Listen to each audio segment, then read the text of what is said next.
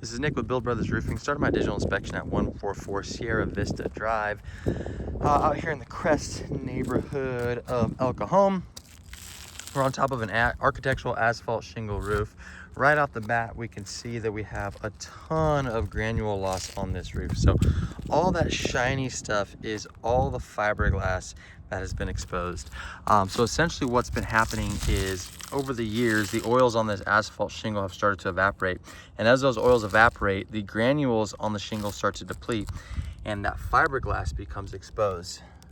So that's all the fiberglass. Once the fiberglass is exposed, the waterproofing is greatly affected. That's the telltale sign that the product has gone well past its life expectancy. You can see how loose these shingles are also. Once that adhesiveness starts to go, another sign that the product has gone past its life expectancy. The other thing I notice is that we have improper seam staggering on this roof. You'll notice that we have one seam here, and then typically we should have another seam about 6 inches down right here. Instead, it's about a foot over. So that is a sign of shingle stretching. The other sign of shingle stretching is how there's a lack of overlap. You can see this layer of the shingle. We want this shingle to be overlapping that portion of it. And essentially all that really means is that there were not enough shingles used on this particular roof. So when we do go ahead and tear this roof off and reinstall a new layer of architectural asphalt shingles, since we are an Owens Corning preferred contractor, we're going to go based off the code. We're going to stagger them properly with a proper overlap, just to ensure that this customer maintains all their manufacturer warranties through Owens Corning. But again, you can just see how shiny this roof is. There's granule loss going on throughout.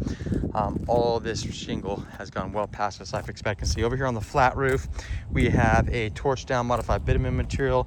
You'll notice that we got a little bit of ponding going on, nothing too crazy. We've had some repairs done. You can see they went ahead and used nails to go ahead and fix this portion of the roof. These nail heads are all exposed. Each and every one of these is a leak waiting to happen, especially on a flat roof. You'll also notice that everything is starting to come up along the edges too. So once the product is no longer adhering to the drip edge along the edges, that is a telltale sign that the product has gone past its life expectancy. Again, more exposed nail heads. Also, you do not see enough bleed out throughout this section, meaning they did not use enough heat when installing this product.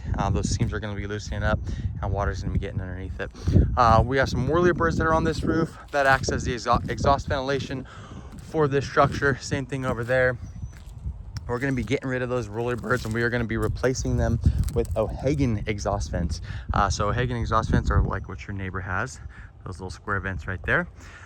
We're going to replace these whirlybirds with that. I'm going to add a couple more to this side. I want to increase the exhaust ventilation on this roof just to ensure that the roof is properly ventilated and that the product that's on this roof stays properly ventilated as well. We don't want to get too hot. So the more ventilation we have, the better.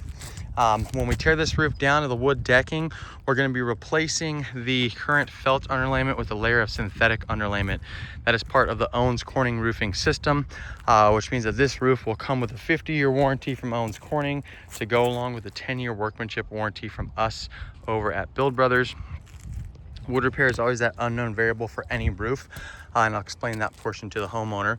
Once that new synthetic underlayment is installed, we'll reseal, reflash all these penetrations.